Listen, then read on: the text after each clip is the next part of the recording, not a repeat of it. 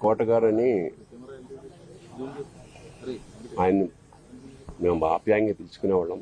నాకు సినిమాల్లోకి వెళ్ళక ముందు నాటకాల నుంచి కూడా బాగా పరిచయం.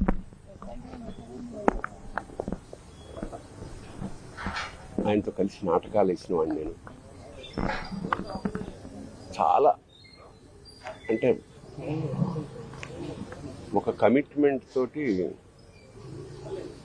తపన ఉండేది విపరీతంగా. అంటే సినిమా యాక్టర్ అవుదాం అని ఎప్పుడు అనుకోలేదు. బట్ నాటకాల్లో బ్యాంక్లో పనిచేస్తున్నప్పుడు ఒక మధ్యతరగతి ఇంట్లోంచి బయలుదేరిన అతని ప్రయాణం అంచెలంచెలుగా one of the best villains of Telugu industry. సరే, మామూలుగా సరదాగా మాట్లాడుకునే వాళ్ళ కోటగారి నేచర్ ప్రకారం మాట కటువుగా ఉండేది. సరే, చిన్నప్పటి నుంచి నాకు తెలిసిన వ్యక్తి కాబట్టి పెద్ద పట్టించుకునేవాళ్ళం కాదు. ఎన్నో విషాదాల్ని దాటుకుంటూ మహోన్నత శిఖరానికంటే యావత్ భారతదేశం అతన్ని గుర్తించింది. తమిళ, హిందీ ఇండస్ట్రీ కూడా. అలా ఒక అనుకున్నది సాధించాడు. ఇప్పుడే అదే చెప్పుకుంటున్నాం, మా అనుభవాలు. దాదాపు 50 ఏళ్ల సాహచర్యం అది. పైగా కుటుంబం, చిన్నపిల్లలు ఇంటి ఎదురుగుండా ఉండడం వల్ల మాకున్న కుటుంబంతో కూడా చాలా అనుబంధం ఉంది. అలాంటి కోట శ్రీనివాసరావు ఇవాళ వెళ్ళిపోయాడంటే ఒక శూన్యం. కోట శ్రీనివాసరావు గారి స్థానం మాత్రం ఇంకెవరు పూరించలేరు, అది సత్యం.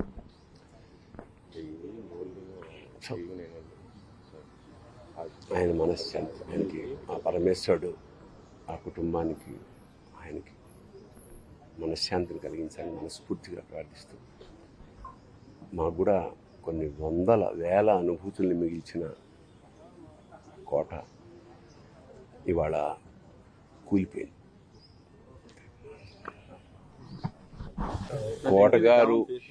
కోటగారు అని ఆయన మేము ఆప్యాయంగా పిలుచుకునేవాళ్ళం. నాకు సినిమాల్లోకి వెళ్ళక ముందు నాటకాల నుంచి కూడా బాగా పరిచయం.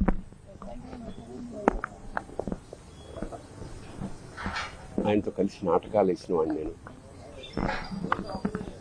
చాలా అంటే ఒక కమిట్మెంట్ తోటి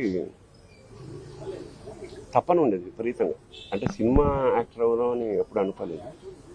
బట్ నాటకాల్లో బ్యాంక్లో పనిచేస్తున్నప్పుడు ఒక మధ్యతరగతి ఇంట్లోంచి బయలుదేరిన అతని ప్రయాణం అంచెలంచెలుగా one of the best villains of Telugu industry. సరే, మామూలుగా సరదాగా మాట్లాడుకునే వాళ్ళ కోటగారి నేచర్ ప్రకారం మాట కటువుగా ఉండేది. సరే, చిన్నప్పటి నుంచి నాకు తెలిసిన వ్యక్తి కాబట్టి పెద్ద పట్టించుకునేవాళ్ళం కాదు. ఎన్నో విషాదాల్ని దాటుకుంటూ మహోన్నత శిఖరానికంటే యావత్ భారతదేశం అతన్ని గుర్తించింది. తమిళ, హిందీ ఇండస్ట్రీ కూడా. అలా ఒక అనుకున్నది సాధించాడు. ఇప్పుడే అదే చెప్పుకుంటున్నాం, మా అనుభవాలు. దాదాపు 50 ఏళ్ల సాహచర్యం అది. పైగా కుటుంబం, చిన్నపిల్లలు ఇంటి ఎదురుగుండా ఉండడం వల్ల మాకున్న కుటుంబంతో కూడా చాలా అనుబంధం ఉంది. అలాంటి కోట శ్రీనివాసరావు ఇవాళ వెళ్ళిపోయాడంటే ఒక శూన్యం. కోట శ్రీనివాసరావు గారి స్థానం మాత్రం ఇంకెవరు పూరించలేరు, అది సత్యం.